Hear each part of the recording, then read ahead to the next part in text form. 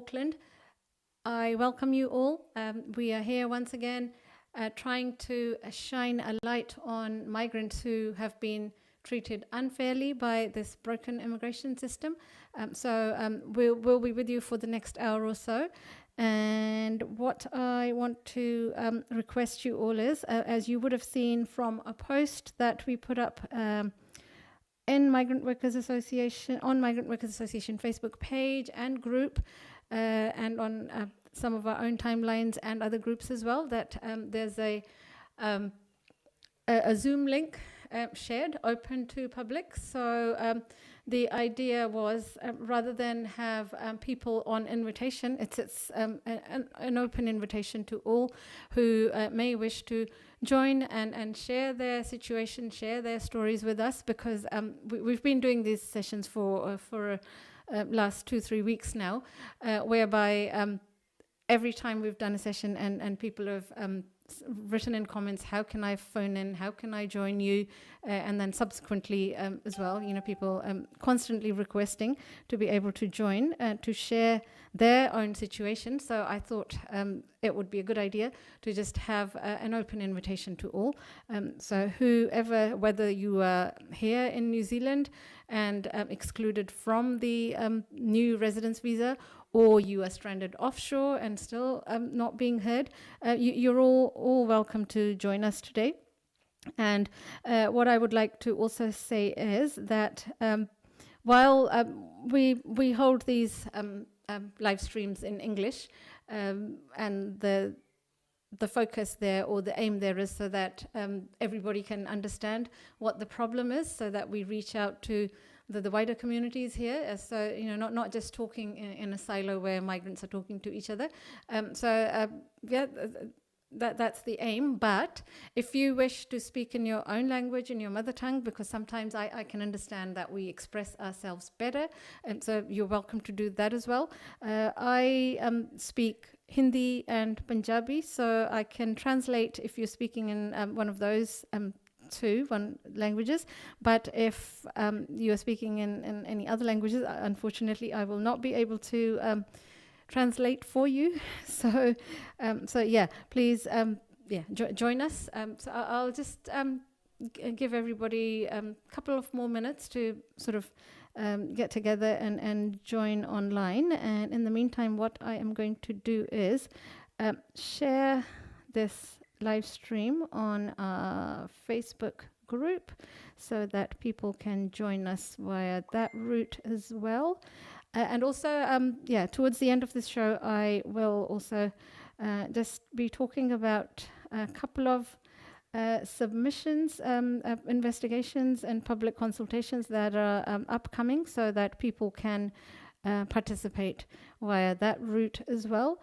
One of them is the Productivity Commission's investigation, which they released their preliminary report yesterday, and it's very important. It's connected to migration and immigration, so it's important large numbers make a submission to make a strong case for migrants who have been disadvantaged and been treated unfairly. So I will speak about that as well. And any other general queries or questions that may come up during the course of this live stream, I'll try my best to answer those as well. So what I am, and also my intention is to have people speak who haven't already spoken before. Like we are trying to give an opportunity to as many people as possible. Unless there's, everyone's had a go, and then if you have spoken before, then obviously, you go and you speak. But let's try and give a chance to those migrants who've never ever shared their situation publicly ever before. So that's the intention here. And and we also want to make sure that we don't sound like there's just like the same handful of migrants sharing their stories from various different platforms. So let's just include all of us in this situation. So we've got Sachin, we've got Rubika, we've got Jay, we've got Jaydev. Guys, just put your hands up when you're ready to speak, and I'll have you on Zoom and sharing with everyone who is watching us live. So, Sachin, yes, unmute yourself, Sachin, and yeah, let's hear your situation. Hello. Sat Shri Akal, ma'am. Sat Shri Akal, Hanji. Can you hear me? Hanji, yeah, it's loud and clear. Yes. Yep. Ma'am, my name is Sachin and I would like to share my story. Absolutely, yeah. So if you want to start, when you came to Yes. New Zealand, how you came here, and what Yes. your journey has been, that would be great. Yes. I came to New Zealand in 2017 on study visa, and Right. then I was on work visa.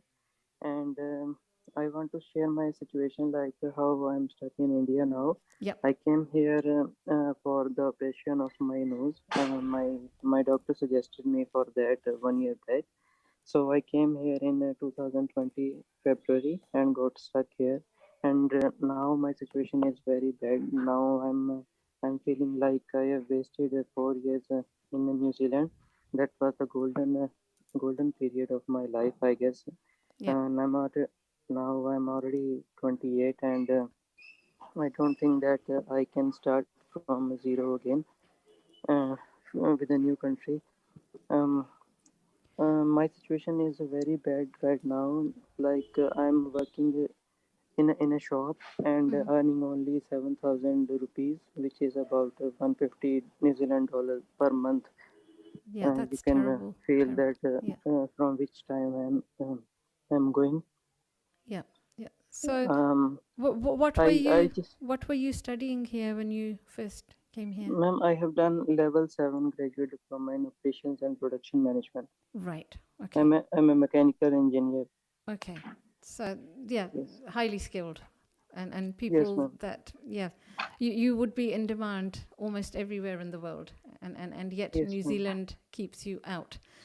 Uh, Yes, ma'am. Yeah, and I also want to say, tell all my viewers here is that people who come here on temporary visas, especially students, I know everyone's going to say that you guys are supposed to bring your medical insurance and travel insurance and all of that, but sometimes medical situations, emergencies happen whereby even the insurance may not cover, and we don't get free health service here like citizens or residents do. So that would have been your reason to go back and get that treatment, right? Yes, ma'am. Yeah.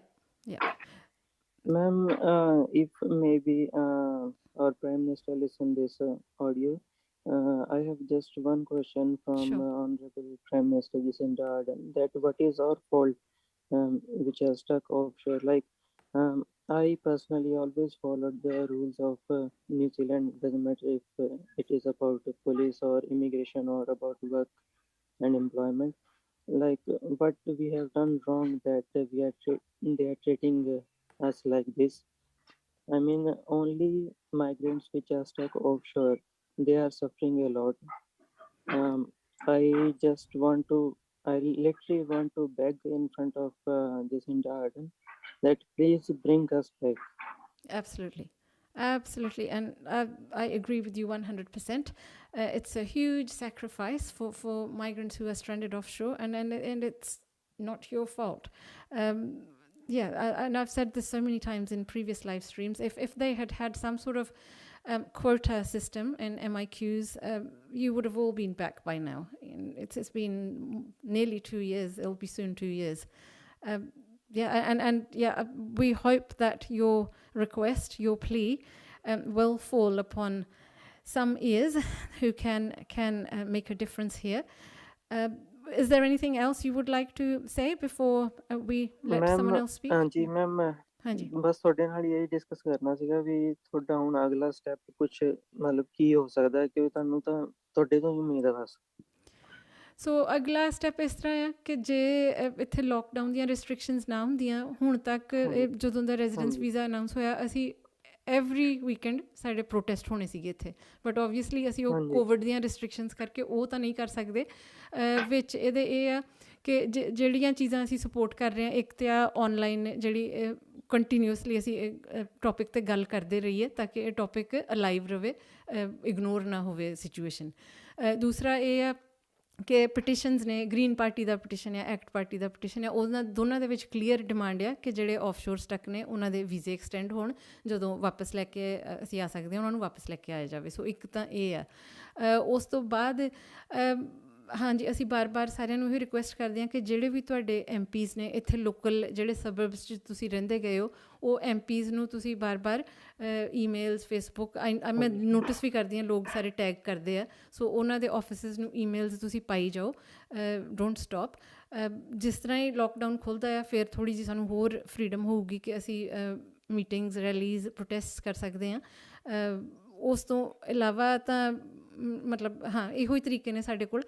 So restrictions ਦੇ ਤਹਿਤ ਅਸੀਂ ਜਿੰਨਾ ਕੁ ਕਰ ਸਕਦੇ ਹਾਂ ਕਰ ਰਹੇ ਹਾਂ, ਔਰ ਨਾਲ ਹੀ ਹੋਰ ਆਫਸ਼ੋਰ ਇੱਕ ਗਰੁੱਪ ਸਟਕ ਆ, ਉਹਨਾਂ ਦੇ ਨਾਲ ਮਿਲ ਕੇ ਇੱਕ ਲੈਟਰ ਵੀ ਅਸੀਂ ਲਿਖ ਰਹੇ ਹਾਂ। ਉਹਨਾਂ ਨੇ ਐਕਚੁਅਲੀ ਖੁਦ ਲਿਖੀ ਆਫਸ਼ੋਰ ਵਾਲਿਆਂ ਨਾਲ, ਸੋ ਉਹ ਵੀ ਸਾਡੀ ਕੋਸ਼ਿਸ਼ ਹੈ ਕਿ ਉਹ ਲੈਟਰ ਨੂੰ ਵੀ ਅਸੀਂ ਇੱਕ ਸਹੀ ਤਰੀਕੇ ਨਾਲ ਪਾਰਲੀਮੈਂਟ 'ਚ ਪਹੁੰਚਾਈਏ, ਤਾਂ ਕਿ ਉਹ ਰਿਕੁਐਸਟ 'ਤੇ ਧਿਆਨ ਦੇਵੇ ਪਾਰਲੀਮੈਂਟ ਥੋੜ੍ਹਾ ਜਿਹਾ। ਸੋ ਹਾਂ ਇਹ ਕੋਸ਼ਿਸ਼ ਟਰਾਈ ਕਰ ਰਹੇ ਸੀ ਫਿਲਹਾਲ। ਅਤੇ ਹੋਰ ਹਾਂਜੀ ਮੈਮ ਜਨਵਰੀ 'ਚ ਜਿਹੜਾ ਕਹਿ ਰਹੇ ਸੀ ਵੀ ਕ੍ਰਿਸ ਭਾਈ ਇਮੀਗ੍ਰੇਸ਼ਨ ਮਿਨਿਸਟਰ ਕੁਛ ਦੱਸ ਸਕਦੇ ਨੇ, ਉਹਦੇ ਬਾਰੇ ਹੈ ਉਮੀਦ? ਮਤਲਬ ਕੁਛ ਵੀ ਉਹੀ ਸਾਨੂੰ ਲਾਸਟ ਉਹੀ ਲੱਗਦਾ ਵੀ ਸ਼ਾਇਦ ਜਨਵਰੀ 'ਚ ਸ਼ਾਇਦ ਕੁਛ ਸਾਡੇ ਬਾਰੇ ਆ ਜਾਏ। ਕੋਈ ਫਰਦਰ ਅਨਾਊਂਸਮੈਂਟ ਤਾਂ ਨਹੀਂ ਆਈ, ਇਸ ਲਈ ਮੈਂ ਇਸ ਤਰ੍ਹਾਂ ਕਹਿ ਕੇ ਮੈਂ ਕਿਸੇ ਤੁਹਾਡੀਆਂ ਝੂਠੀਆਂ ਆਸਾਂ ਨਹੀਂ ਮੈਂ ਜਗਾਉਣਾ ਚਾਹੁੰਦੀ। ਸੋ ਸਾਨੂੰ ਕੋਈ ਇਨਸਾਈਡ ਇਨਫੋਰਮੇਸ਼ਨ ਨਹੀਂ ਹੈਗੀ ਇਸ ਵਕਤ, ਪਰ ਜਿਸ ਤਰ੍ਹਾਂ ਹੀ ਕੋਈ ਪਤਾ ਲੱਗੂਗਾ ਹੋਰ ਅਸੀਂ ਡੈਫੀਨੇਟਲੀ ਉਸ ਗੱਲ ਨੂੰ ਜਨਤਕ ਕਰਾਂਗੇ। ਦੂਸਰਾ ਇਹਨਾਂ ਦਾ ਇਹ ਵੀ ਹੈ ਕਿ ਜਿਹੜਾ 90% ਵੈਕਸੀਨੇਸ਼ਨ ਦਾ ਇੱਕ ਇਹਨਾਂ ਦਾ ਗੋਲ ਆ, ਉਹ ਵੀ ਬਹੁਤ ਕਲੋਜ਼ ਆ। ਮੇਰਾ ਖਿਆਲ ਇਸ ਸਾਲ ਦੇ ਵਿੱਚ ਹੀ ਪੂਰਾ ਦੇਸ਼ ਸ਼ਾਇਦ 90% ਵੈਕਸੀਨੇਟ ਹੋ ਜਾਊਗਾ। ਉਸ ਤੋਂ ਬਾਅਦ ਵੀ ਥੋੜ੍ਹੀ ਸਾਨੂੰ ਉਮੀਦ ਆ ਕਿ ਸ਼ਾਇਦ ਇਹ ਰਿਲੈਕਸ ਕਰਨ ਆਫਸ਼ੋਰ ਵਾਸਤੇ ਵੀ ਬਾਰਡਰ ਸ਼ਾਇਦ ਖੋਲ੍ਹਣ, ਸ਼ਾਇਦ ਪੱਕਾ ਨਹੀਂ ਆਪਾਂ ਕਹਿ ਸਕਦੇ, ਬਟ ਵੀ ਕੈਨ ਹੋਪ। ਹਾਂਜੀ ਠੀਕ ਹੈ ਮੈਮ, ਬਹੁਤ ਬਹੁਤ ਧੰਨਵਾਦ ਮੈਮ ਤੁਹਾਡਾ। Thank you, Sachin. Thank you very much. So that was Sachin, who is stranded offshore. Who else do we have? Jaydev, you had your hand up for a while now, so please unmute yourself and share your circumstances with us all. Good morning, ma'am. Good morning. Good evening here, but yeah, good morning good where you evening. are. So, ma'am, I came to New Zealand in 2014 Right. for business management studies, and after that, I was on a regularly work visa up to December 2020. Right. And ma'am, there was like I got a 1 year work like when after finishing a 1 year study, after that I got a 1 year open visa. Then regular was on employer assisted visa. Right. And actually I came to New Zealand because I applied my wife, I got married in 2018. Okay. And I had applied for my wife visa, and the immigration just take up to 9th or 8th month. And then after that they decide they reject the visa. They saying it is not an relation is not genuine. Right. And ma'am, after getting but after that I ma'am ਉਸ ਤੋਂ ਬਾਅਦ ਨਾ 2 ਜਾਂ 3 ਮਹੀਨੇ ਦਾ visa ਬਚਿਆ ਸੀ ਮੇਰੇ ਕੋ, ਤੇ ਫਿਰ ਮੈਨੂੰ ਫਿਰ ਤੋਂ ਅਪਲਾਈ ਕਰਨਾ ਪਿਆ। ਹਾਂਜੀ। ਤੇ ਮੈਮ ਮੈਂ 2020 ਚ ਹਾਰਟੀਕਲਚਰ ਕੰਪਨੀ ਚ ਐਸੈਂਸ਼ੀਅਲ ਸਕਿੱਲ ਵੀਜ਼ਾ ਲਗਾਇਆ ਸੀ ਮੈਮ। ਰਾਈਟ। ਤੇ ਮੈਡਮ ਮੇਰਾ ਉਹਨਾਂ ਨੇ ਪਹਿਲੇ ਤਾਂ ਰਿਜੈਕਟ ਕਰਤਾ ਔਰਚਨ ਮੈਨੇਜਰ ਤੋਂ। ਫਿਰ ਮੈਨੂੰ ਇੱਕ ਵਾਰੀ ਫਿਰ ਮੈਂ ਉਹ ਵਿਜ਼ਟਰ ਵੀਜ਼ਾ ਲਿਆ, ਉਹਦੇ ਤੇ ਮੈਂ ਫਿਰ ਅਪਲਾਈ ਕੀਤਾ ਸੀ ਵੀਜ਼ਾ, ਤੇ ਫਿਰ ਮੈਨੂੰ ਉਹਨਾਂ ਨੇ ਲੋ ਸਕਿੱਲਸ ਵੀਜ਼ਾ ਦੇ ਦਿੱਤਾ 1 ਸਾਲ ਦਾ। ਰਾਈਟ। ਮੈਮ ਉਸ ਵੀਜ਼ੇ ਤੇ ਦੌਰਾਨ ਇਹ ਸੀ ਕਿ ਮੈਂ ਆਪਣੀ ਵਾਈਫ ਤੋਂ ਲਾਈਕ ਮੇਰੇ ਐਨੀਵਰਸਰੀ ਮਾਰਚ ਮਹੀਨੇ ਆਉਂਦੀ ਸੀ, ਤੇ ਮੈਂ ਮਾਰਚ ਮਹੀਨੇ ਨੂੰ ਇੰਡੀਆ ਟਰੈਵਲ ਕੀਤਾ, ਤੇ ਆਪਣੇ ਜਿਹੜੇ ਮੇਰੀ ਮੋਮ ਪਹਿਲੇ ਐਕਸਪਾਇਰ ਹੋ। Sorry to hear that. We've lost your sound, Jaydev. Please check in case you've accidentally muted yourself. Hello, Jaydev. Hello. Hello. Hello ਹਾਂਜੀ ਜੈਦੇਵ, ਤੁਸੀਂ ਕੰਟੀਨਿਊ ਰੱਖੋ ਆਪਣੀ ਗੱਲ, ਵਿੱਚ ਥੋੜੀ ਜਿਹੀ ਸ਼ਾਇਦ ਡ੍ਰੌਪ ਹੋ ਗਈ ਸੀ। ਓਕੇ, ਤੇ ਮੈਮ ਉਸ ਤੋਂ ਬਾਅਦ ਸੀ ਕਿ ਮੈਂ ਲਾਈਕ ਮੇਰੀ ਕਿਉਂਕਿ ਮੇਰੀ ਵਾਈਫ ਦੀ ਜਿੱਦਾਂ ਮੇਰਾ 2018 ਚ ਮੈਰਿਜ ਹੋਈ ਸੀ, ਉਸ ਤੋਂ 1 ਮਹੀਨੇ ਬਾਅਦ ਮੇਰੀ ਵਾਈਫ ਦੀ ਮਦਰ ਪੂਰੇ ਹੋ ਗਏ ਸੀ ਜੀ। ਤੇ ਮੈਮ ਐਕਚੁਅਲੀ ਉਹ ਉਸ ਤੋਂ ਵੀ ਬਹੁਤ ਹਰਟ ਸੀ, ਤੇ ਇਸ ਕਰਕੇ ਮੈਮ ਇਹ ਸੀ ਕਿ ਤੇਰੀ ਵੀਜ਼ੇ ਡਿਕਲਾਈਨ ਹੋ ਗਏ ਮੇਰੇ 2 ਵਾਰ।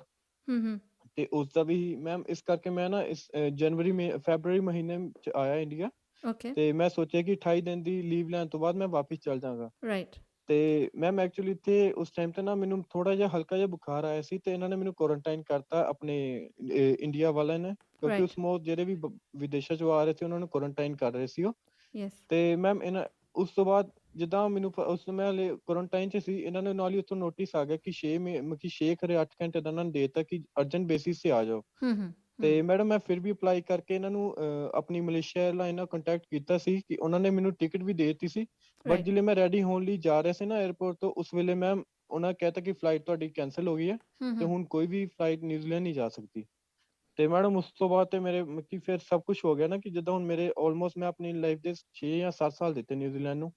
Correct. Yep. ਤੇ ਮੈਡਮ ਮੈਨੂੰ ਤਾਂ ਕੁਝ ਵੀ ਨਹੀਂ ਮਿਲਿਆ, ਕਿਉਂਕਿ ਇਹ ਦੇਖੋ ਹੁਣ ਮੇਰੇ ਨਾਲ ਦੇ ਸਾਰੇ ਮੈਨੂੰ ਬੜੀ ਖੁਸ਼ੀ ਹੈ ਮੇਰੇ ਦੋਸਤਾਂ ਦਾ, ਕਿਉਂਕਿ ਆਪਾਂ ਫੈਮਿਲੀ ਵਾਂਗੂ ਰਹਿੰਦੇ ਸੀ।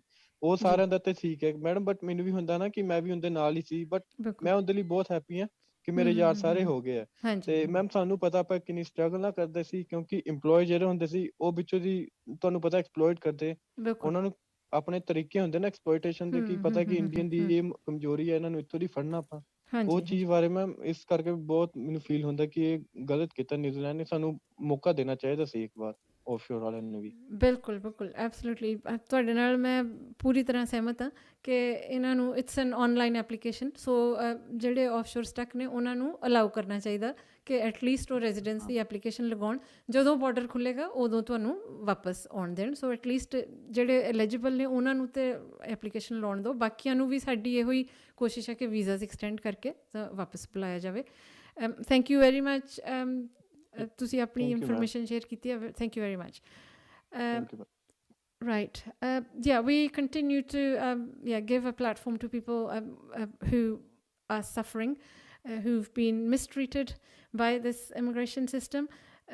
We've been calling it a broken immigration system, but it's quite interesting. I was listening to watching a documentary yesterday from another country, and similar situation, and they were saying like, no, this is not a broken immigration system. It's how they intend it to be. This is how it's designed to be. So it's working fine for them, obviously not for us migrants. So yes, who else have we got? Naveen Raj, would you like to go next and share your situation with us all, please? Yeah, sure, ma'am. How are you doing today? Good, thank you. I think we've met before. Yes, we did actually on the last meeting. Can I just stop you, because I said in the beginning that I would prefer people who haven't spoken publicly ever before. If someone's in that situation and wants to share, I see lots of new names here. Because I don't see anybody raising their hands, so that's why I put my hands out actually. Absolutely. So okay, I'll you go now, and then next, if someone who hasn't ever spoken before can go after Naveen, that would be really good. So welcome Naveen. Yeah, sure. Yeah, ma'am. Thank you so much, actually. And so as I said, I do have like 5 points that the government has excluded the offshore migrants actually. Where they could have done better. And the first thing is the border closure. And it was on the very short notice. They have just given only 6 hours of notice for the people who were outside of New Zealand actually. And because initially, as I said earlier, so they have announced the border was closed, will be closed on 30th of March 2020. But all of a sudden it was changed on 19th of March, and so they after that they have only allowed the New Zealand citizens and residents. At least they could have given some spare time period for the other visa people to enter the New Zealand until at least until 30th of March 2020. That would have been a good case for a lot of people to get back actually. But can I just comment on that? So in hindsight, there's a lot of things that they could have done better, but I can understand why governments close borders like that, and because the longer they had left it open, the more the opportunity for the virus to spread. So I think what they needed to do subsequently was to bring you all back slowly. That's what needed to happen. So I mean, this was new for everybody. So Obvious, yeah, yes. yeah. So I mean, okay, I hear you and I understand your point, but yeah, this can be argued in all sorts of directions. Yeah, even after the border closure, if the residents and citizens can get in, why not the work visa exactly. holders? Yeah, So the government has approved the visa. Yeah, yeah. So that is more of a point that the virus affects everybody equally. It does not discriminate based on somebody's immigration status. Obvious, I totally get that actually. Yeah. So that is much more of a bigger issue here. Yeah. Yeah. Obvious. Continue. Yes, and Continue, also please. on the September 2020, several exceptions were given to several visa holders like essential and work to residents and entrepreneur visas. Yeah. With some criteria, and that was not open to the open work visas actually, visa holders actually, because a lot of people on that part of time, they have had their jobs and they were doing their duties from their home actually, from the location where they were stranded or wherever they are. Yeah. And so that platform was not provided to the open work visa holders. Yeah. And several people has been affected, including me, has been affected on that actually, because my employer was really keen and ready to support me or provide me all the papers, but we haven't given any options to put any exceptions or applications for the open visa holders. So that's the second point not that they could have done or given an opportunity for the open work visa holders. And thirdly, the third one is obviously the visa extension. So the visa was not extended for the people who stranded offshore. And because every 6 months, particular batch of people are losing their visas. So on March 2020, on August 2020, and November 2020, on March 2020, because on every 6 months, bunch of people, a lot of people are losing their visas, and they didn't give any commitment or at least a promise that they will do something for us. So we haven't given any hope, and we have left completely blank actually, which is not fair. And the fourth point is obviously no applications, or we don't have any options to apply for visas actually. So all the offshore applications are closed, and so we haven't provided any options to apply for any visas like essential work visa or the SMCs or anything. So SMC is closed for the onshore people as well, but still no options were provided for us actually. So even if our open work visas are expired, there are many people who have had their employers ready to support for the other visa, even if they are not offshore. Because I do have another friend, whose employer is ready to support, same as mine actually, but we didn't have enough option because the government has closed all the applications, outside New Zealand. So that's the third point. They would have at least provided us a chance, given us a chance to prove ourselves actually. And I would say we didn't provide, we didn't get enough or equal opportunity to to prove ourselves. And finally, here comes actually the one of resident visa. So that was a huge disappointment for us actually, because we have been left all in the dark for the last 18 months, and again this news which is really frustrating, and a lot of people have has already gone to depressed and depression and stress, because even myself I have been through this actually. So at November 2020 I was into a mental trauma and stress, because we didn't have any proper idea or alignment about the future, and the government doesn't even bother to consider us actually, and so they didn't take proper responsibility about the offshore people, but actually they should have done it as a politicians actually, because everybody is same and all are equal. And so that one that really affected us a lot actually, even mentally and and financially. And also the one of resident visa. So the first most point is what the criteria says, they should have contributed to the society for 3 years. So as we discussed on the previous previously, so a lot of people standard offshore they've contributed more than 3 years. Because even the government itself has framed this 3 years of time period, because it's a huge period of time for a person to build up a career. and contribute to the community. So obviously we've done it, and I don't know why the government could see our 3 years of hard work and contribution towards the New Zealand society and community. And I think they should not ignore that actually. So they should give some show some honor or respect to our contribution as well.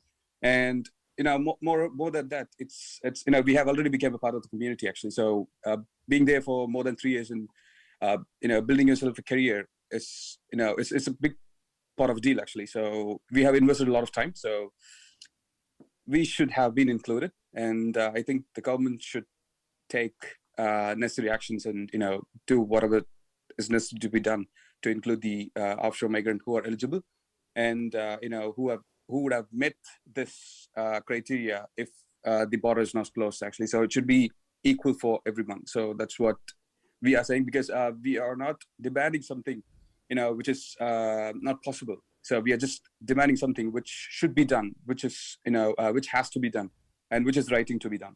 So yeah, so these are some of the points. And also getting to the students. So the students should also have their complete 3 years of work, the post-study work visas, because that is the time they can probably gain back financially, and also they can gain their local experience. So all the students who have been affected due to the border closure, they should probably get their full 3 years work visa back. And yeah, so these are some of the points from my end actually. So yeah, and also the government can do this with several criteria and points. And the same as this one of residencies, they've got several criteria to customize and shortlist people who are is eligible, genuinely eligible for it. So let them do it actually. So, but the thing is, they are not even considering the offshore people as of now. So I hope through this they should hear our voice, and they should do something that has to be done for us actually. So yeah, these are my points. So I'm going to consolidate it, and I've just made it shorter because I do want others to have their voice out as well. So yes, ma'am. So thank you so much. Thank you very much, Naveen. There's all these things. Agree with you that they should be done, and if this government has the will to do it, they can. There's nothing that can't be done here. So thank you very much. Yes, next, thank you so much, ma'am. We will go to Jitinder Bishnoi. Welcome, Jitinder. Hello, ma'am. How are you? I am good, thank you. How are you? I'm not too bad, ma'am. Actually, I'm also one of the migrants who stuck offshore. Okay. Actually, I was working in one of the most renowned construction company in New Zealand as a civil technician. Mm-hmm. And last year, I came to India to meet my mom, who undergone a major surgery. Right. So after that, I was working casually work from home. Okay. But this year in March 2021, I lost my visa and I lost my job. I also applied I lost my SMC file in November 2019, which is also in queue. But I don't have my visa. I lost my job, and we don't know what to do in the future. Mm-hmm. So everything is kind of lost. Yeah, it's just a very tragic and terrible situation, and it's not your fault. It's this government being silent. They've not even discussing the issue. That's what the problem is. And like most of you who are stranded offshore, it's the same solution for everybody who's stranded offshore. They can quite easily extend the visas by however long the border remains closed, and then people who had they been here in New Zealand, they would have been eligible for the new residence visa. Let them apply from offshore. So there are so many easy ways to fix this if this government wants to. We haven't heard anything from New Zealand government till now, and from last 20 months we are suffering a lot. We are going through the mentally trauma. It's a very depressing situation. We don't know what we have to do in the future. The whole life is stuck in limbo. Even they haven't said positive or negative. We haven't got any reply from them. I know. Yeah. That is just unacceptable. At least tell people what you plan for them. If you don't want to bring the migrants stranded offshore back, at least tell them that so people can actually move on. They can plan something else. Not that that's what we want. We want everyone to be coming back here, but the government needs to at least speak to us. Mainly our whole stuff is also there. The car is there. Even my original documents is over there. If I want to apply for any other country or for like any other country, so I also need those things. But we haven't heard anything from the New Zealand government. And I know, and I really feel for you all. And all I can say is stay strong. Stay connected with others who are in similar situation to yourself, and we will keep trying here and do whatever we can within the restrictions of lockdowns here. It's a humble request. Please raise a voice for us and please do something protesters for us like you guys do for the pathways to residency so that we can also... Yeah, actually the petition that we had for pathways to residency, there were 6 demands in there, and one of the demands in there was allow people stranded offshore to come back just like New Zealand citizens. So the demand was in there, and obviously they've only picked some of it and done that. So no, we'll keep fighting. Thank you very much, Jacinda. Thanks for your efforts, ma'am. Thank you so much. Thank you. And I notice a lot of you are just leaving. I don't know, maybe I'm not doing what you were expecting me to do. So this was specifically for people to come and talk. This is not for me to be talking. Jay, have you spoken yet? You've got your hand up. Not yet, Anuji. Okay, welcome, Jay. It's your turn next. Thank you so much. First of all, thank you so much, Anuji, for all the great works that you're doing for us. I'm one of the essential work visa holder, and I'm still having the job and the visa as well. Are you going to expire very soon. Offshore or are you in New Zealand? Yes, I'm offshore. I'm offshore. Okay. Yes. Right. Yeah. So if I start from the beginning, I came to New Zealand in 2014 February. So I started as a student, and then eventually I got my work visa, essential work visa. And in March 2020, so what happened was I was working in a Christchurch for one of the company, and then I got a good opportunity with other company which is similar kind of that.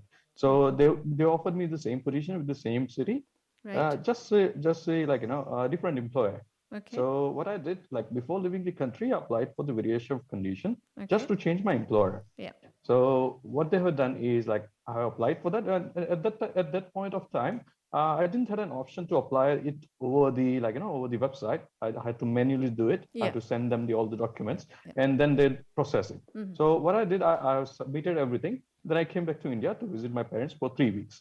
Okay. And on the first couple of weeks of the March 2020, and then obviously the lockdown happened. So what happened was my employer is still waiting for me, and he's happy to support me in any all the manners.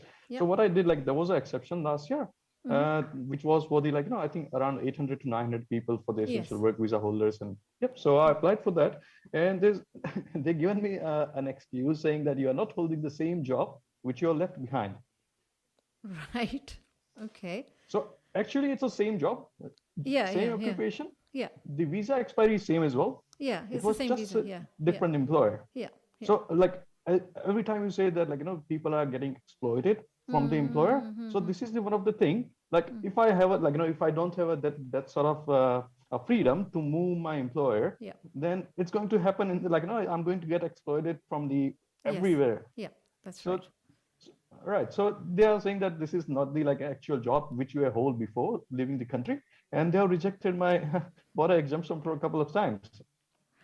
That's just crazy. You wouldn't be eligible for a variation of condition if the job was really different. That is by their own rules, by immigration rules. And the bad thing is they have actually approved it on 14th of March. I think it was 5 days before the lockdown. Oh, okay. Right. Right. Yeah. So and the thing was that I had spent it almost $3,000 just to get on a variation of condition. And I would say like when they apply for the border exemption, I spent $3,000 just for that to get like, to get a decline later. That's a lot of money to waste, I would say. And there is no, as I think Naveen already explained everything. Like they could have extended our visa. They could have like when they were doing automatic extensions for onshore, they should have been done for offshore people as well, so that their visas wouldn't expire. They could have done a lot of things. They could have had quotas in MIQ and bring people back bit by bit. They can still do it. They can still extend visas where visas haven't expired. They can extend them, and where they have expired, they can bring in a special category of visas for offshore people, so that they can come back lawfully. They can, like everyone keeps saying, and we keep saying, that they can allow people who are eligible to apply for the new residence from offshore. That they can do this if they really want to. Right. And like as you explained earlier, that we have to be in contact with the MPs and with the local MPs as well. So I emailed them. Even I did email to the Ministry of Appeal as well, and they were giving me reply in just in one day saying that sorry, we can't do anything for you. The minister or your MP? Even MP as well, and even the minister as well. I think the associate minister, the immigration associate minister, Phil Twyford, right? Yeah. That's right. So I emailed him as well, but from his office, they say that they can't do anything further into that just because of the border restrictions. So I feel like very hopeless about it. And I've been here like 20 months and it's really painful here. Like I had to sell my cars and my belongings and everything there. And even, one more point is like there's so many people who have impacted the credit rating just because of this. They are offshore. So it was not their own fault. And even if they will come back in the future to New Zealand, they are not going to have like, as good life as they were having before. Exactly. Yeah. It's the uncertainty is just killing, and it's unfair. No one deserves to be treated like this. It's just totally unacceptable. And people keep. I've recently had people say, what is the point of keep doing these Facebook lives or live streams and talking about this? My thing is like, if we don't talk about this, if you people who are affected by this, if you don't talk about it, then that's it. The issue doesn't exist. If we don't keep bringing it to the public domain, for most people it doesn't exist. People don't care. So we have to keep. Keep going. Sorry, Anuji. I just one more. I have one more request for you. Like whenever we ask the government to do this, like can we ask them to at least give us a chance to extend our visa? Because I know there are good employers out there who is happy and who is keen to take us back on the same job which we had before. So if we can just get a chance to apply for get a renewal of our visa, so that whenever the borders can open, we can come back. So in terms of Parliament, we are not in Parliament, so we can only put pressure from outside. So the opposition parties who the government takes more notice of, because it's about winning elections. So the Green Party, they released their immigration policy nearly a year ago or earlier this year, and one of their policies is like to extend visas for those who are stranded offshore. And then the petition that they put out just 2-3 weeks ago, again, one of the demands in that petition is to extend visas for all those who are stranded offshore.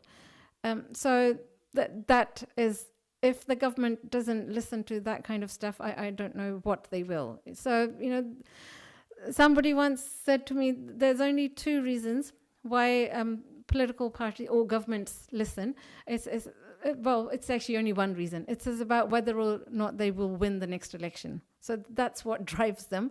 So if there can be enough pressure that this government is so bad that not enough people will vote for them next time, that is probably the only thing that's going to drive them. Or the other is if their brand, their reputation that is so good internationally, and Jacinda is like the best prime minister ever, that's what people think worldwide. If that can be damaged, that's the only other way they will move, I suppose. Right. So but we will keep going. We will keep saying these things that need to be said. So thank you very much, Jay. Thank you, Anuji. Thanks. Right. Anyone else want to share?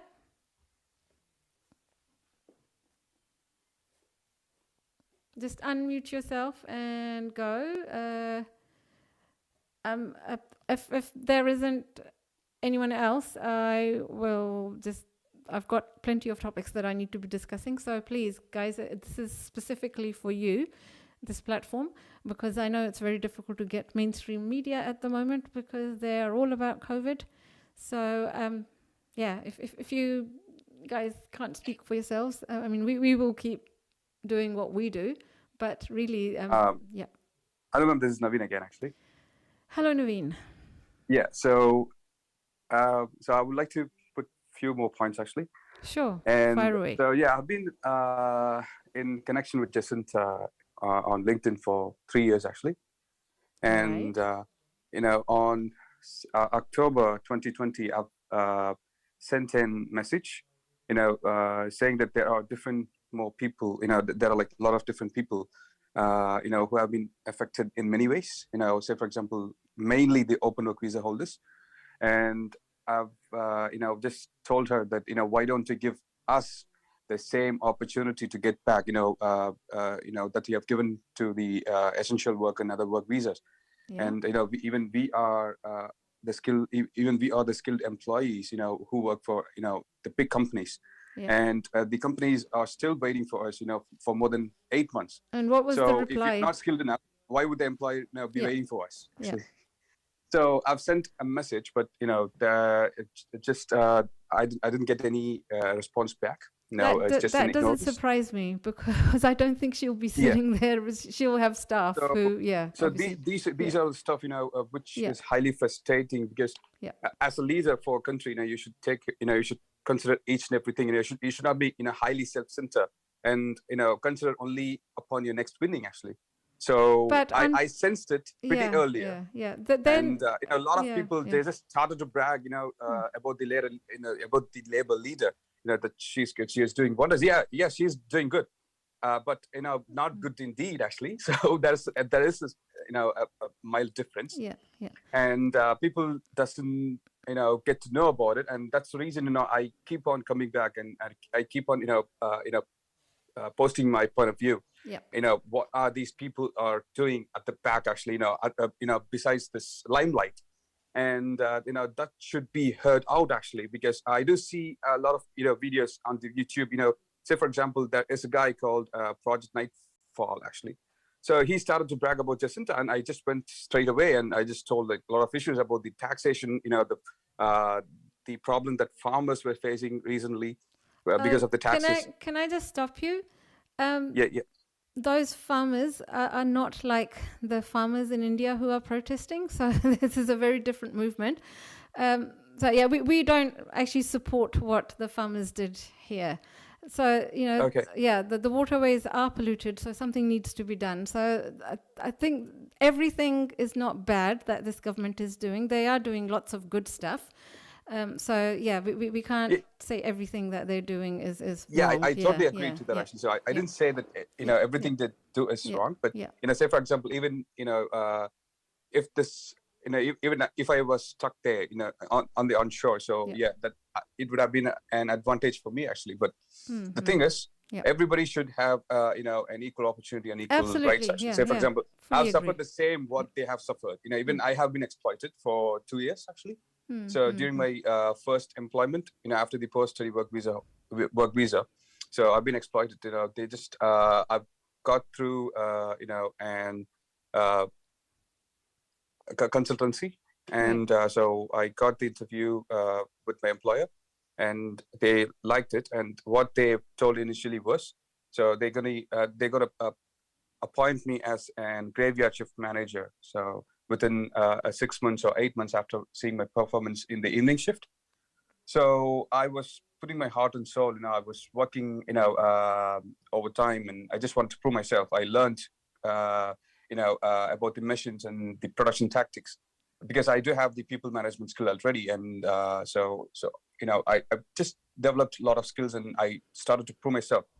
I was putting a lot of effort. And at the end of the day, after 2 years, my employer just simply told me that they're not going to kick in the graveyard shift. So it's not going to happen. And even they can't support for, the essential work visa. Right. And that's when I started to do a job. And then I got myself a job, before my visit to India. And it was outside Auckland. And I've just told those stories before, actually. Yeah. So these are the stuff, everybody has gone through the exploitation, including me. So we have suffered the same. So why not us, actually? Exactly. So this is okay. Exactly. Yeah. Everyone should be given a chance here. And the easiest way to actually do this is anyone who's been here 3 years or more, doesn't matter what visa they're on, doesn't matter whether they are stranded offshore, should actually be allowed to apply for this residence visa. That is and another talking easy about way. The Labour's point of view, the Labour Party's point of view, it's okay. I do totally accept, you have put a lot of effort, for the past 2 years to control the COVID. And we do agree that. And what we are insisting is, just give us, the opportunity, as you say always, just give us an opportunity to apply offshore, so we can get back, once the borders open. Yeah, sure. So, and because now we know our capabilities, actually. So even, till now, many of us, could have, can get our employment back, once we get into the country. So we are pretty sure about it, and our employers are always, in touch with us. Yeah. So there are these kind of scenarios, actually. So we know which they should take into consideration, and I don't want to ruin their work, actually. So they've done something, actually, for the people, whoever is inside New Zealand. So let it be. So, but once the situation calms down, we should get back, and we should also have, some kind of hope, or because at the end, we should see some light at the end of the tunnel. Because if they give some hope like this, like we can also apply for the residency at the end of the day. Stuff like these would, give us a hope, and we can move forward with our life, actually. Because right now we are totally stuck, and we can't even apply for any jobs because all our certificates and all our belongings are there, actually. And so, as I said earlier, even if we start a new career here, so it's going to be a huge problem, because we do have a lot of debts, education loans and stuff. And so starting from the scratch, we can't manage anything, actually, because, now the expenses are so high. Yeah. And I have to, take care of my debt, the education loan. So with just, 10 to 15K of, Indian money, I can't even give my rent, actually, if I go to a metropolitan cities. Yeah. So there is a lot of things. So we can't even move forward. Even if the government said they're not going to do anything for the offshore, now our lives are, we are struck. We are totally struck. That's it. Yeah. It's all over.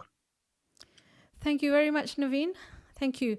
So for the rest of you who haven't spoken yet, you've noticed I'm not really interrupting too much, because unless someone else is willing to speak, this is an open mic.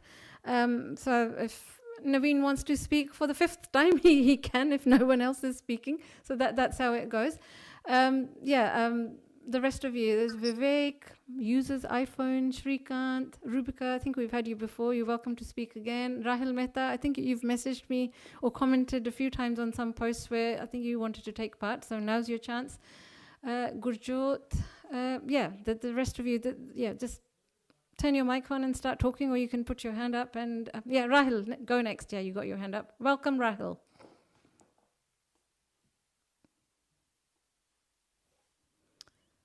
Right, you need to unmute yourself, Rahil.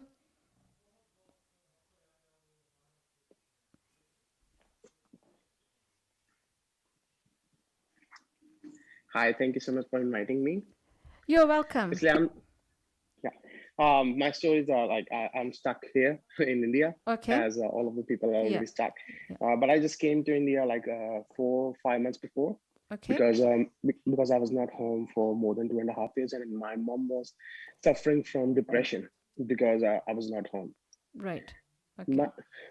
So I have to come. There was no any option left for me to come home. Yeah. But they suddenly, I'm fully vaccinated now. Yeah. But I'm not getting any exemption. So you would have traveled like well after the border was closed, right? Yeah. Yeah. Okay. Yeah. But because of the situation with your family. Yeah. Yeah. Okay. So my wife was pregnant as well, so we have to deliver the baby in India. Okay. Right. Okay. And I'm also excluded from that residency visa, that 2021 one-off residency. Because you're offshore. Yeah. But my question is, I worked in the hospitals during the COVID. Yeah. Like I worked in the COVID, जो COVID से infected था ना hospital में उस पे work करा. Right. When everyone was giving up their jobs, they don't want to work. Yeah. Then I was there who was working like around 80 hours a week, sometimes 110 hours a week. It's not a fortnight, it's a week for more than 2.5 years. Yeah. So my question is, I think the government should give the residency, first of all, to those people who worked during the COVID, who really gave their service. Yeah. I mean, we see it much broader than that because everyone's equal. We are saying everybody who's been in here 3 years or more deserves it. But yeah, you're right. People who during lockdowns in the pandemic are essential workers or frontline workers, now they are not needed anymore. So that is really that's crazy. You know, it's cruel. It's really cruel, inhumane. It shouldn't be like that. I agree with you. It shouldn't be like that. Working during the COVID hospitals was not easy because we have to wear those PPE kits and we have to change that every 2 hours. Yeah. And we also put our lives at the risk. Yeah. So I think that we should get a chance to get a residency visa. That's very normal. I've already completed my 21 days and that 3-year part, but I was not on 29 September. I was not in New Zealand. Yeah. So I was excluded from that. So thank you for sharing that, and it is really sad and unfair. The government needs to wake up and they need to realize what is going on. Yes, we need to control COVID, but at the same time, we've got people, human beings whose lives have been shattered, and this government they're not talking about it. They are silent. It's not the kind government that they are known for. That is not the compassion. So migrants don't really ask for that much. So earlier, I think Naveen, he mentioned that offshore visa applications remain suspended. That is good. We want them suspended, but people who were already migrants here and stranded offshore, they should be allowed their applications.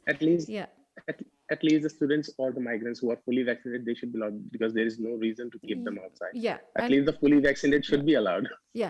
And also don't bring new migrants in, but people who were here before and just caught out because of the border closure, they should be allowed to come back. So I know they want to control migration and the numbers of migrants they have. They can do that for the future, but the current situation, you guys, all of you need to be allowed back. That is our stand, and we will keep fighting for it in whatever way we can, given the restrictions. So thank you very much, Rahul, for sharing that. Thank you so much. Thank you. Right. Does anyone else want to speak? If not, then we will close the session here now. Ma'am, this is Naveen again, actually. Hello, Naveen. As long as the others are not tired of hearing your voice, I don't mind. We've got 5 more minutes. After that, I was going to wrap up anyway. So we'll wrap up. Even I'm just starting up because I don't see anybody rising up there. No, fair enough. I just want to make use of this actually. So. Sure. So talking, about the immigration. So as you said, so if they want to control the population, let them do for the upcoming people, for the new people. Yeah. And not for the one who has already been a part of the community and the government actually. So because that will be that won't be a proper thing to do in the first place. So say for example, when I get into New Zealand on 2016, so the point system was totally different. So it was around like 130, 140. And the salary criteria was around like 42K. And and stuff like that. So it was very, very, very easy actually. And even the consultants, they made their mind up, saying that, it is really achievable because, the point system and everything, so it was really close. And people like us, the graduate, the engineering graduates, or who is really young, can achieve the our destiny easily in New Zealand. So this is what our mindsets are prepared, and this is how we were prepared. And once we step into New Zealand, things start to escalate every year, because on the next year the point system was brought up to 160, and the salary criteria was brought up to 55K per annum.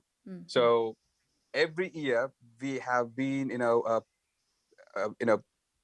into a lot of pressure, because year by year they have started to revise the immigration criteria, the SMC criteria, and we were under pressure.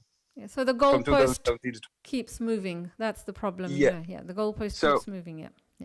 Yeah. So what I'm saying is, if you are playing, if you're just doing something, just do it, really fair. That's what I'm saying. So when I get in, so the criteria was totally different. So that is up. I was prepared, and so initially my job hunt was based on that. Yeah. And later on the next year, they bring up the points, and I just want to find another employer, because I won't meet the criteria if I was in Auckland, so I have to find another employer outside Auckland. So we were under pressure all the time, literally. I know, ma'am, actually. So I've felt this. So because we have invested heaps of money, and so end of the day, we just want to do some justice, obviously.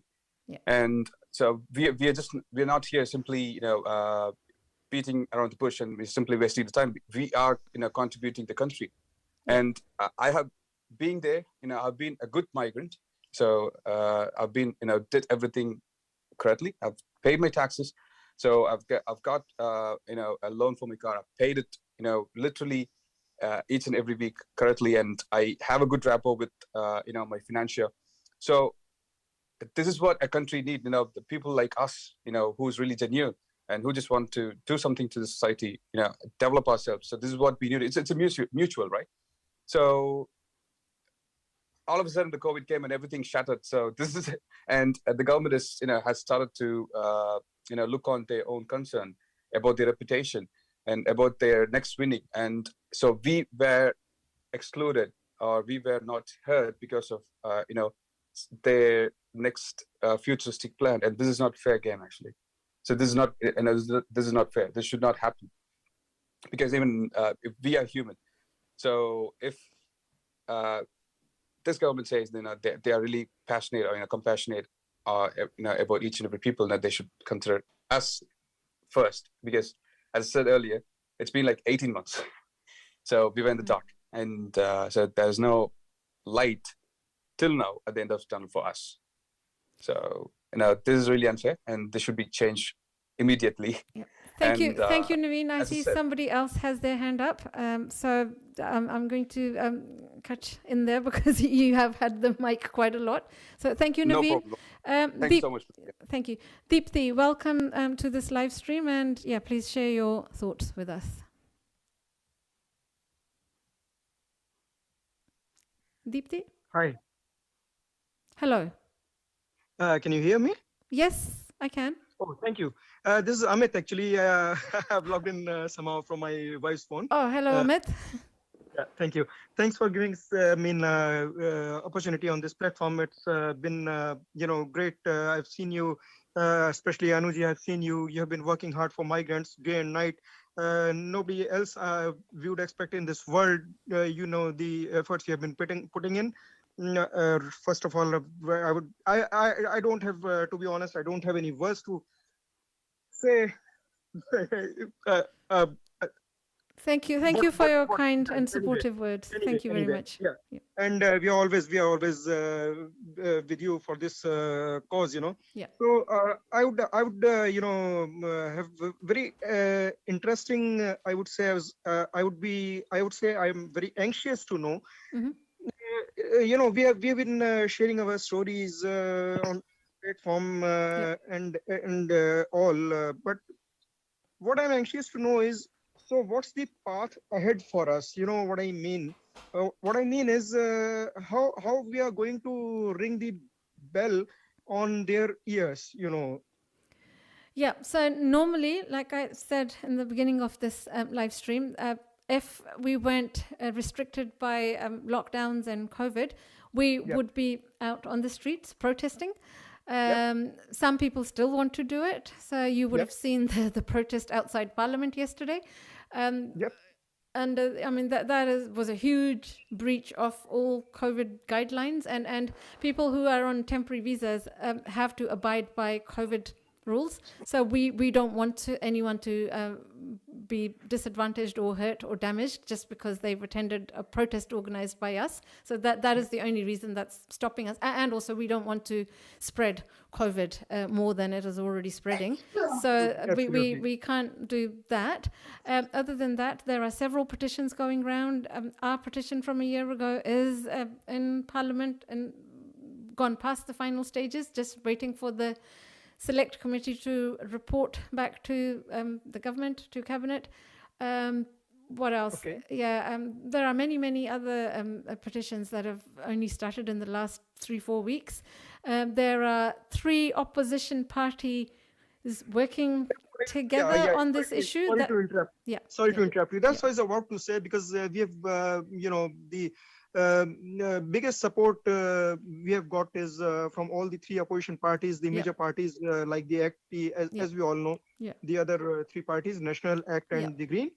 That's always, appreciable. We can't expect anything more than that. So that's what I was wondering, because as far as the path with the petitions is concerned, it's not going to be a quick process. No. We all know and we all understand that's not a quick process. That's not going to happen anytime soon, because petitions take their own time. That's how it works, this petition system works. So that's what I was wondering, because we have got the support of the other 3 major parties. And so that was, other than the protest, is because we are bound to follow the restrictions, the COVID restrictions. That's what I mean. So, I mean, even if we protest, so that's not going to happen too soon, to be honest. That's what I can see, So, what else can we do in the meantime?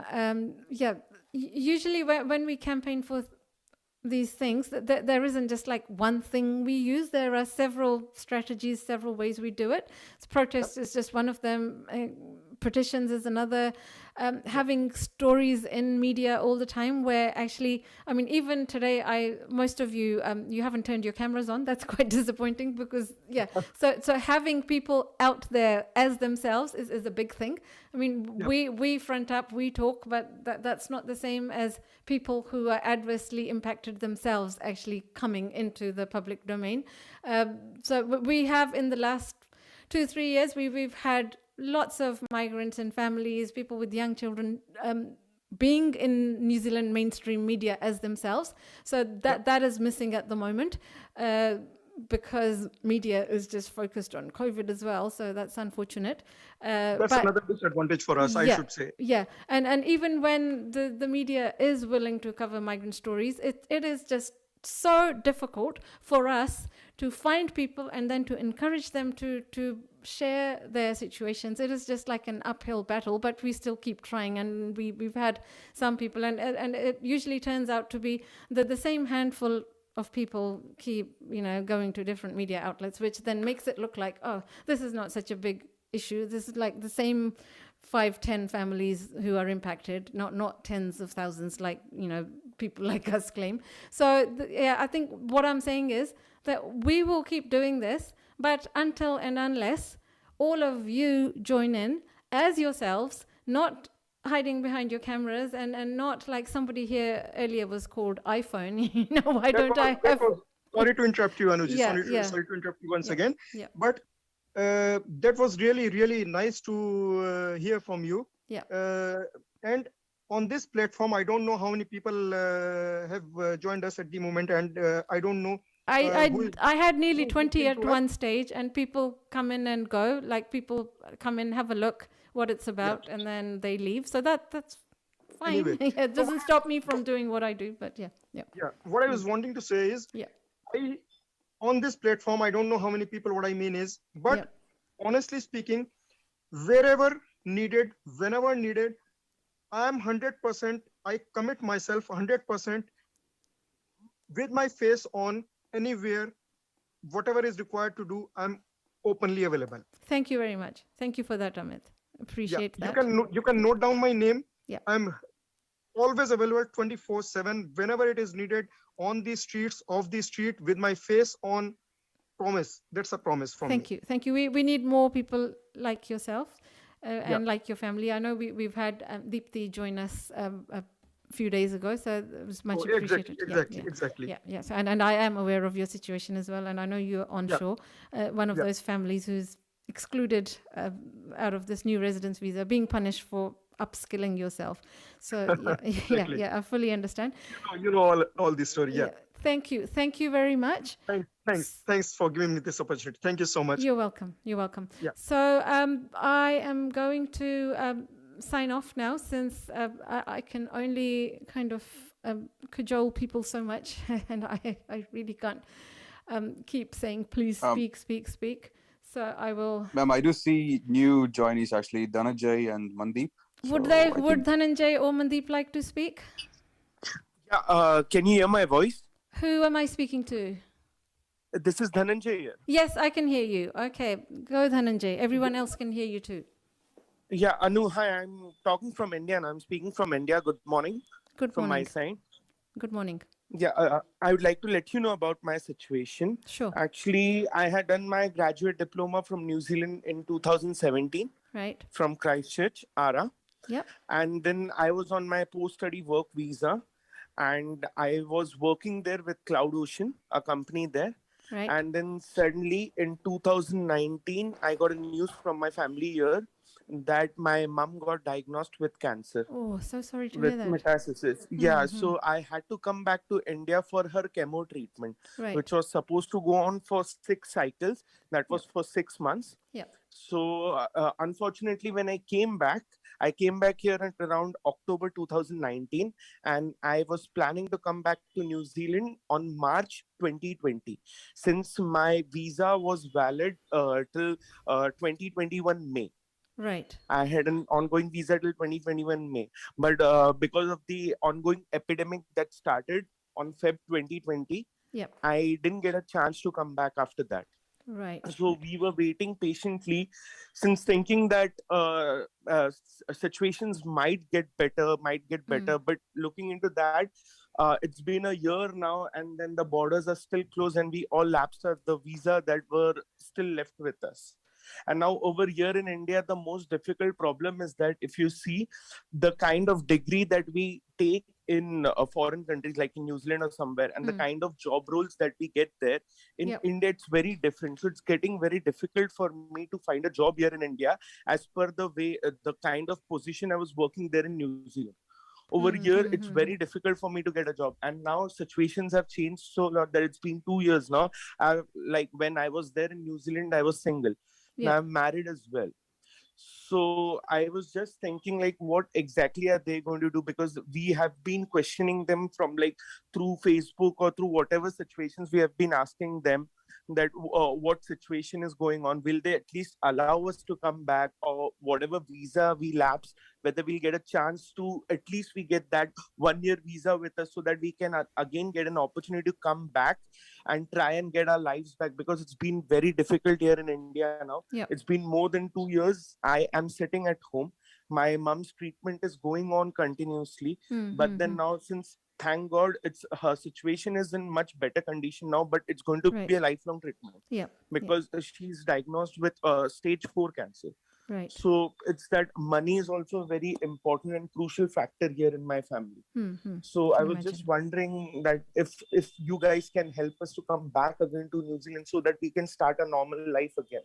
What do you suggest we should do to help you come back? I don't know if you follow our work at all.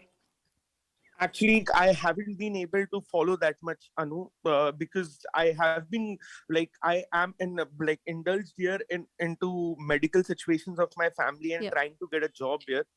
because of that. But a friend of mine today told me that these kind of things are happening. So if you can just put down your situation and ask them to help you out, they might definitely help you out. So I thought of this. Just very quickly, some of the others on this Zoom and on Facebook Live may not know. So Migrant Workers Association has been around for 10 years now. And we work alongside unions, specifically Unite Union, who looks after the fast food sector and cinemas and restaurants and hotels, So our main focus has been to help migrant workers who are exploited, workers on visas exploited. But in the last, and also over the years, we have always lobbied the government for better immigration policies. So going back 2018, some of you may remember when before that there used to be a 2-year employer assisted visa attached to the employer, and then they opened that visa in 2018 at the end of November, 26 November. So that was one of our big works as well, that where we made a submission to the government, and then they and also the fact that the original proposal the government had put out had nothing for students who were already here, but future students were going to get like 3-year post-study work visa instead of 1 year. But our submission was like, no, you got to include people here. So those two things, like the 3-year post-study work visa and opening of that visa, was our submission along with the unions. And then also in 2016-17, there was a group of Indian international students who were caught up fraud by the agents they had used back in India, mostly in Hyderabad, and so they were deported. We were able to bring 4 of the students back, and they are here now. So that was another big campaign we fought.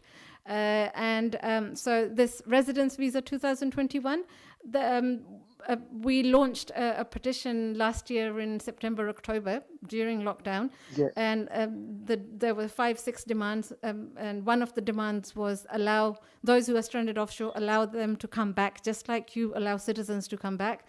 And there was a demand that people who've been here a long time, they should be allowed a pathway to residency. We didn't say that, this visa, that visa. We were like everybody who's been here for a number of years.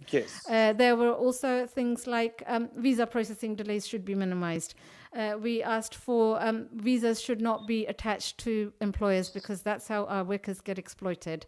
We also asked that unemployed migrants on temporary visas, they should also be provided benefits through work and income if they are unemployed. So, that was the petition a year ago, and that petition is now like final in Parliament about to be, so the committee that heard the petition will present their report to the government. That's where we're at. And we've been regularly protesting unless we're in a lockdown. Obviously, we then can't because of COVID.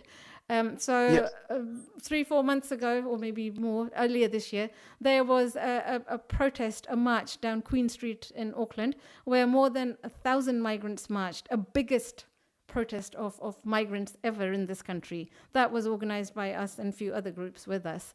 So that's the kind of work we do. And also, if ever we generally don't get invited to meetings where there's the Prime Minister or the Minister or MPs from the government. We don't get invited, unlike a lot of other so-called community leaders.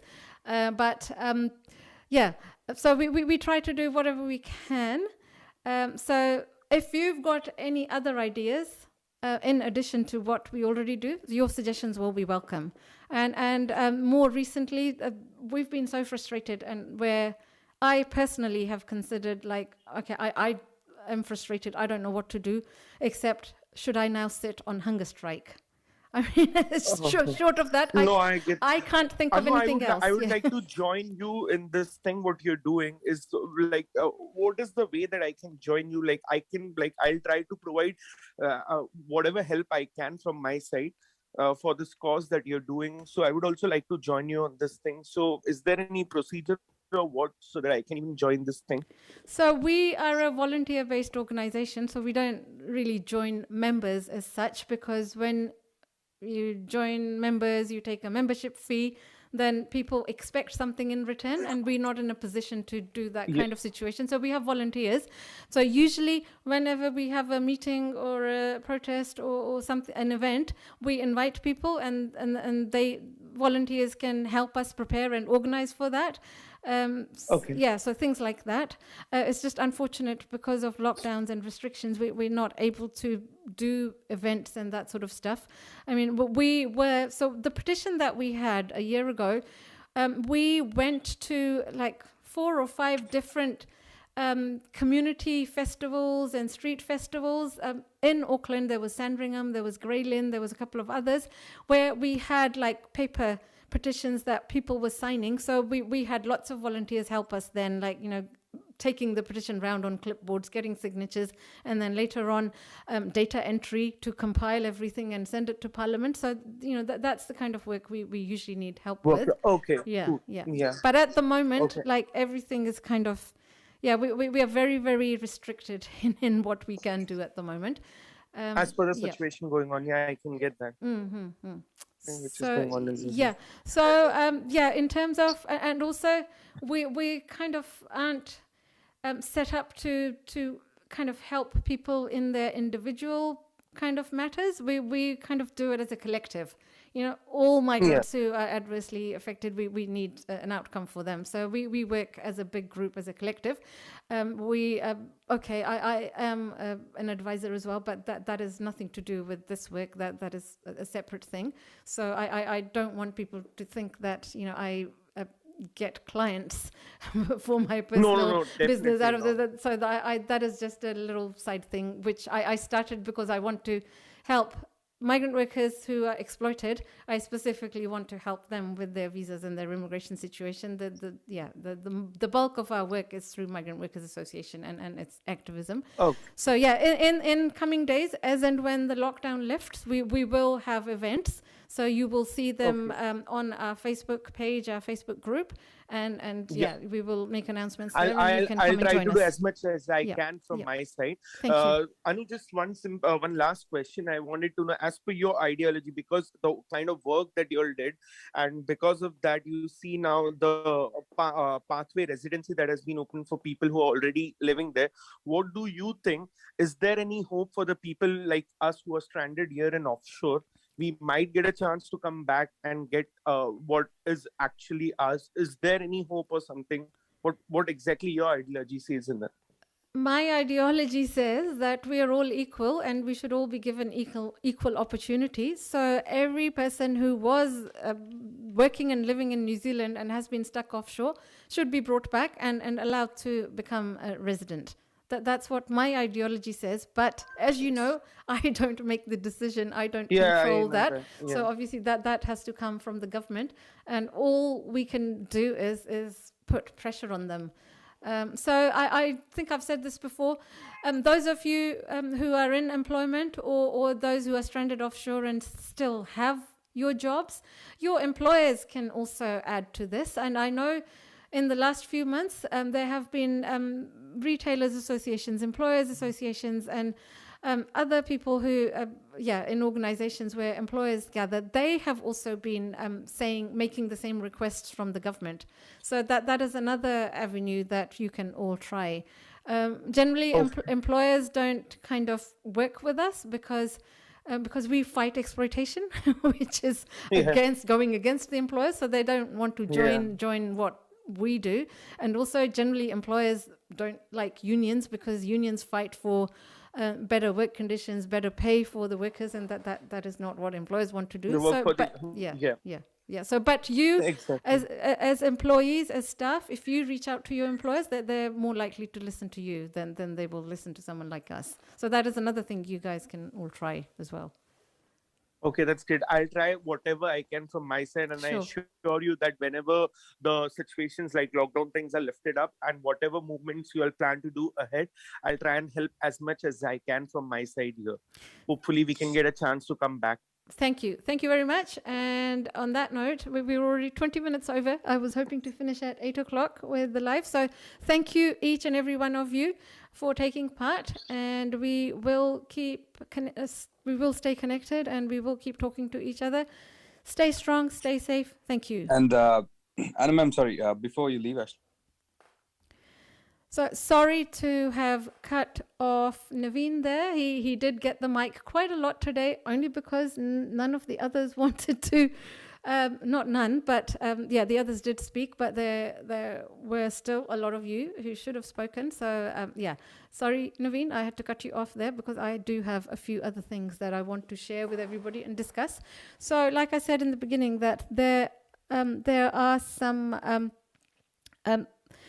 things coming up in the very near future where we can all contribute. So the Productivity Commission started an inquiry into migration, specifically what effect migration has on the labor market, on, I think it said, the well-being, and on infrastructure.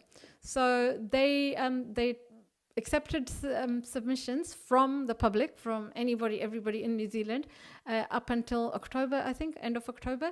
So based on those submissions, they released yesterday a preliminary report. So they haven't completed their inquiry yet. The inquiry's final outcome will be released in April next year. So that's another big kind of milestone date where I think this government may not announce any more radical changes before April next year. So the Productivity Commission's preliminary report tells us, excuse me, so the Productivity Commission's report that came out yesterday, the brief is that the practice of attaching work visas or visas to employers needs to stop because that's how exploitation happens. Now, we've been saying this for almost a decade now, and there have been several research papers published about this in the last at least 5 years or more, where just about each piece of research says the same thing. Exploitation happens when visas are tied to employers. I will actually go a step further. Exploitation also happens when visas are not tied to employers. Even people who are on open visas, whether it is post-study work visas or whether it's like partnership-based open work visa, those people are also getting exploited. Why? Because the only way those people can get a more permanent presence here, i.e. permanent residence here, is by getting support from those employers. Those have been the only pathways to residence available to these people, so that's how exploitation happens there as well. So the solution, yes, the temporary interim solution is to stop attaching visas to employers, but the ultimate permanent solution is to just give residence to everybody who is here, including those who are stranded offshore. That is the only way we are going to quash these greedy, blood-sucking, profit-making employers. So not all employers, only the ones who exploit. And we know who we are talking about here. So that was one recommendation. The other one was that this country is not geared up, hasn't been prepared for a number of years to take in the number of migrants that have been coming in. Now, if you read it properly, on the surface, it can look like we are, the Productivity Commission is blaming migrants, but I don't think they are. We have to read it properly. What they are saying is build more houses, improve the infrastructure so that people who come in actually have the basic essentials that they need to live. They're just like bare essentials that humans need to have a decent standard of life, quality of life. So they are not saying that I hope they're not saying that we have a housing crisis because of migrants. What they are saying is to avoid this housing crisis, more houses should have been built. So going forward, we should have, the government should actually be reviewing their immigration policy more regularly and making it transparent. What is this government's intention? Do they just want to bring in migrants on a temporary basis, use them, and then throw them away? Or do they actually want to improve the infrastructure in this country, build more houses, not just houses, build more affordable houses, have better public transport? I would say free and frequent transport. have a better education system.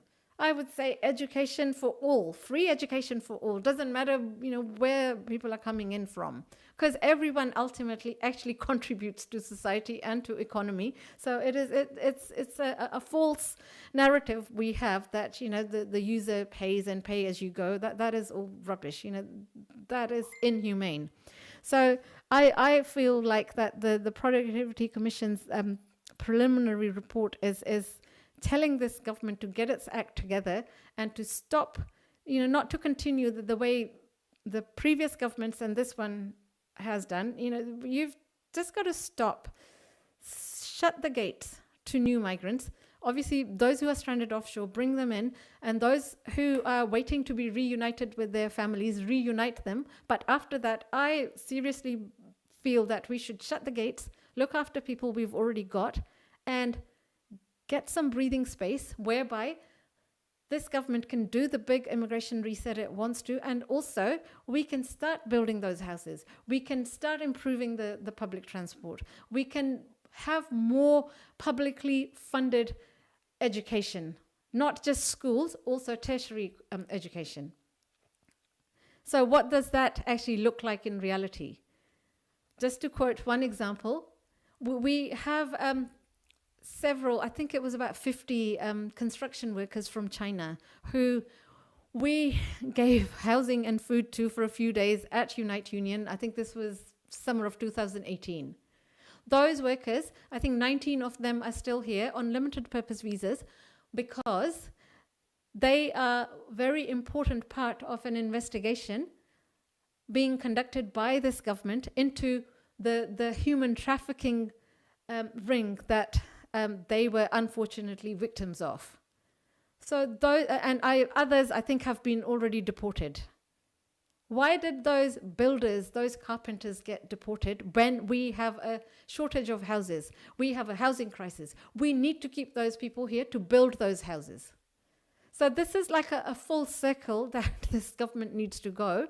And it will then start making sense that instead of having these really strict immigration policies and instructions that deport the very people that we need to keep here to improve this country for the people this country belongs to and for the people who have recently moved here and call this country home. So let's all make submissions to this Productivity Commission's inquiry. I think submissions close sometime end of December this year. So let's all do it. You can hop online and find it. The other one is a inquiry into migrant exploitation. So that's another submission that's being called for. That one, frankly speaking, I don't know how many more submissions we have to make for this. It really is quite a redundant one, but I still encourage you to all to have a look and make a submission. I will do the same. I think that one closes on 22nd of February 2022.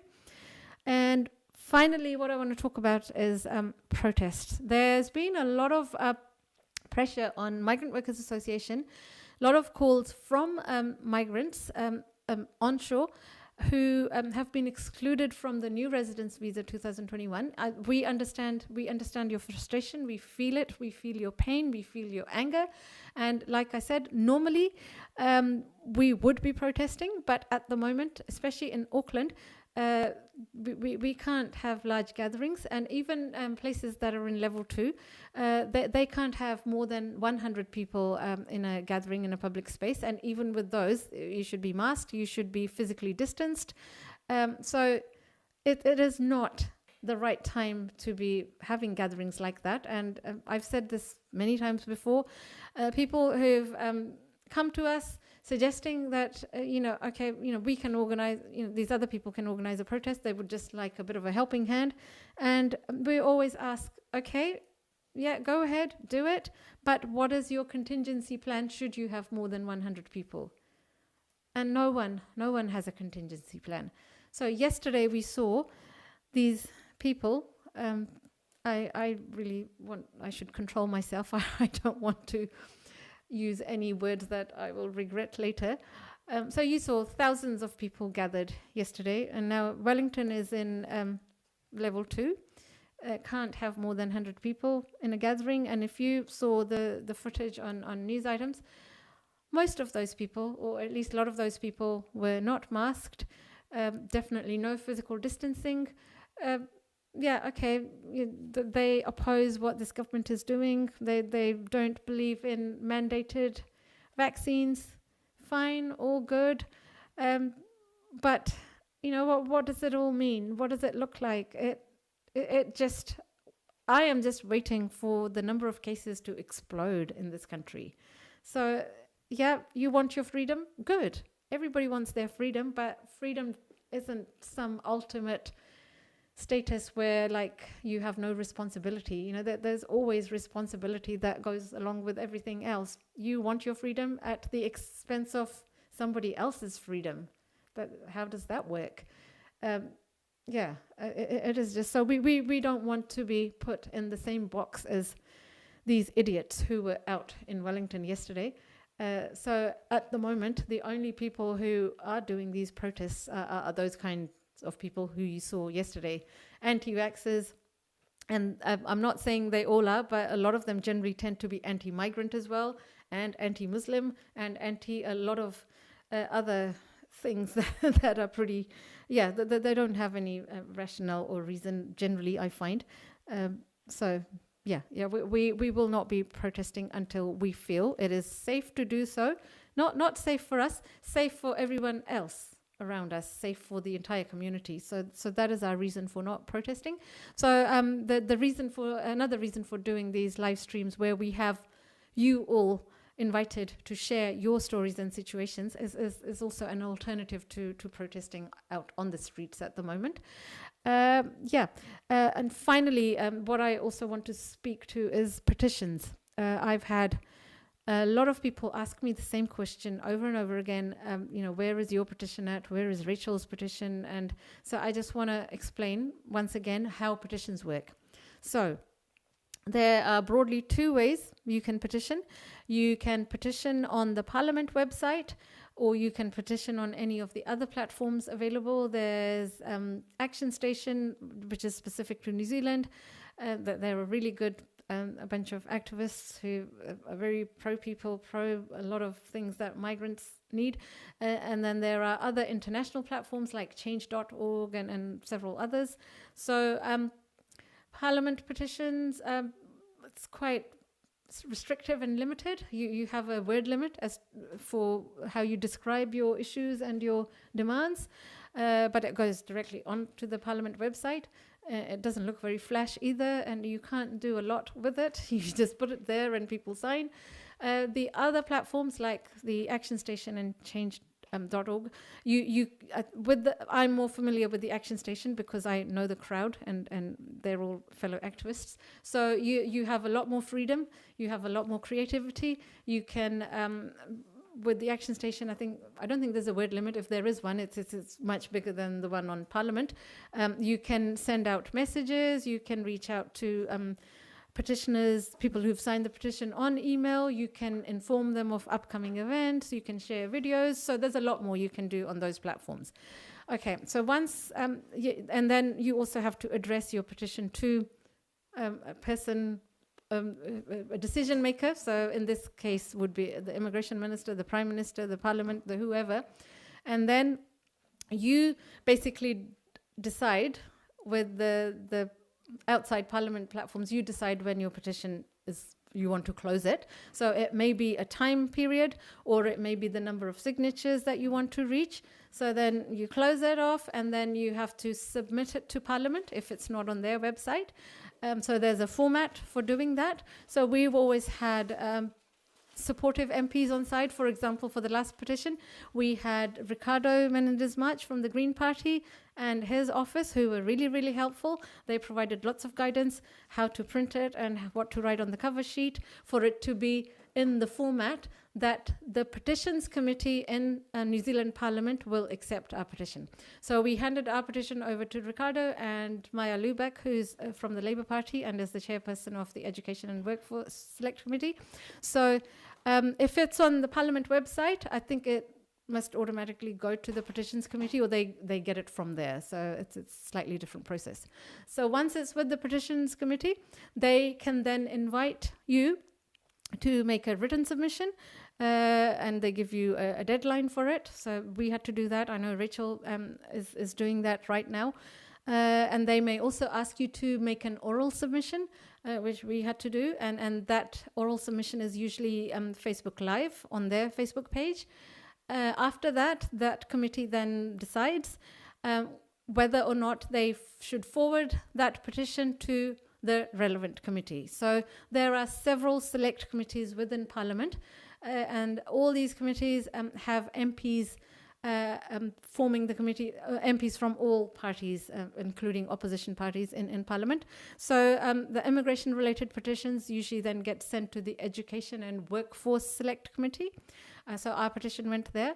So that committee, again, can ask you to make a written submission by a certain time. We had to do that.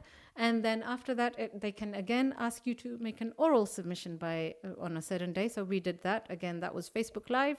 And at that stage, that particular select committee can also ask for a response from the department or the minister that you are asking for the petition to be listened to. So in our case, it was the immigration minister.